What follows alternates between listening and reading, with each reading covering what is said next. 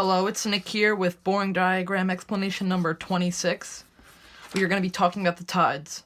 So we're going to be looking at the bottom model first. I think that's just easier to understand before moving on to this. So something to understand is the moon and sun both have a gravitational pull on the Earth.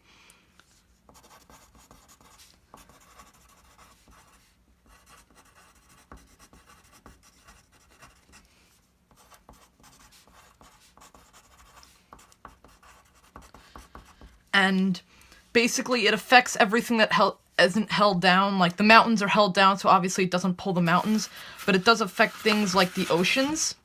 So as you can see in this diagram right here, the oceans are being stretched out near the sun and moon due to their gravitational pull. Now, the moon, even though it is smaller, actually has a greater gravitational pull because it is closer to Earth than the sun. So the moon's gravitational pull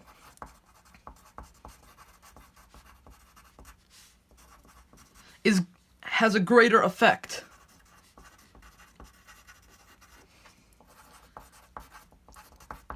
Now, if we stated that the green and the blue are different, represent the sun and the moon's tides. So the green is equal to the sun's tide, or the solar tide. And the blue is equal to the moon's tide, or the lunar tide. And if you want a more simple way of thinking about it, it was basically the effect that it has.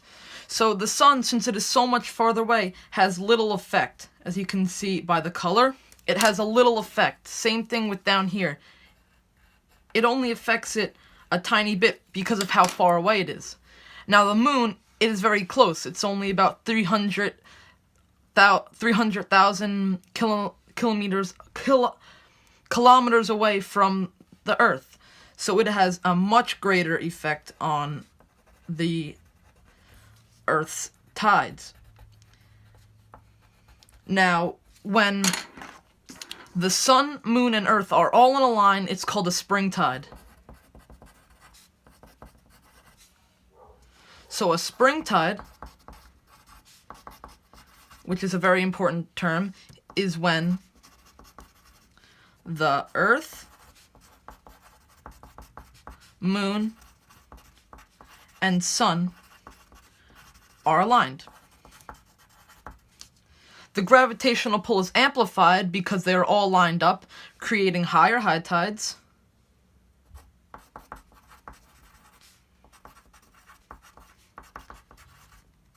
and lower low tides.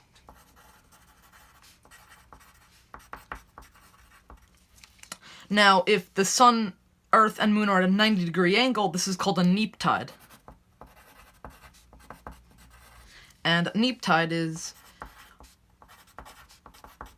when the sun, moon, and Earth are at a 90-degree angle. Now, because the sun and the moon's gravitational pulls are going against each other, it actually creates lower high tides,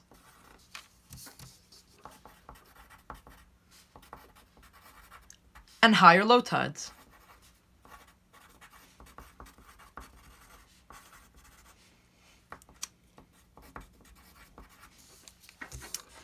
Now, something to understand is, since the moon is only 386,240 kilometers away, and the sun is 150 billion kilometers away from the center of Earth.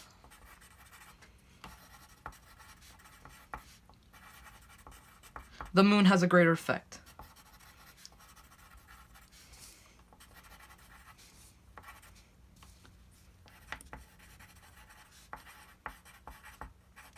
which is basically what I stated up here, but just so you could see the exact numbers. Now let's talk about this model on the top.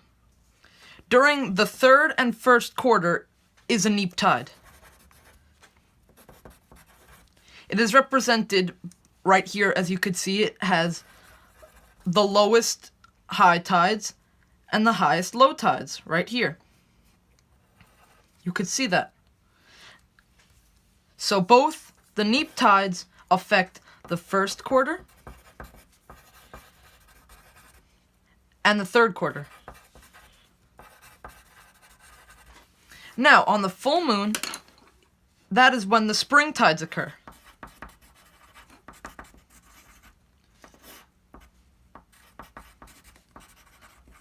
And you can actually tell because they have higher high tides and lower low tides, like right there. Now, perigee is different from spring tides and neap tides. Perigee is the point in an orbit of an object orbiting the Earth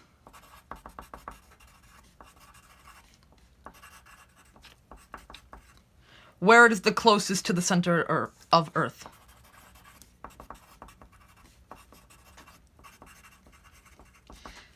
Now, to put into simpler terms, apogee is pretty much the exact opposite.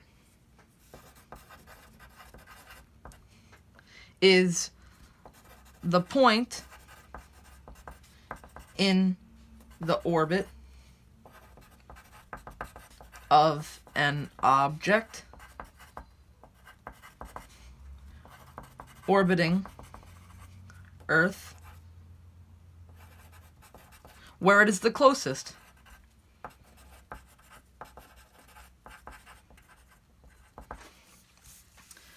So I'm just going to quickly underline in a Sharpie marker all the important terms that we have discussed so far.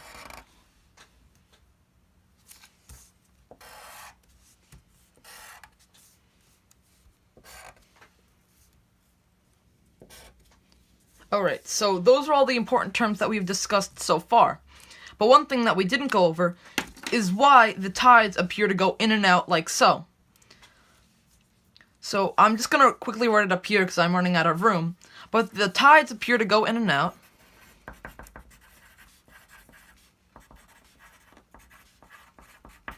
because the Earth rotates on its axis.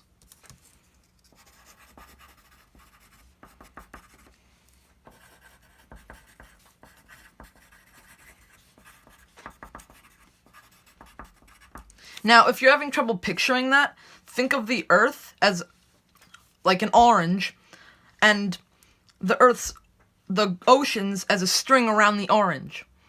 When the Earth rotates, you stay in the same spot even though it rotates around. But the oceans stay where they are. So even though you're moving, the oceans stay where they are, and they move a lot slower than you do.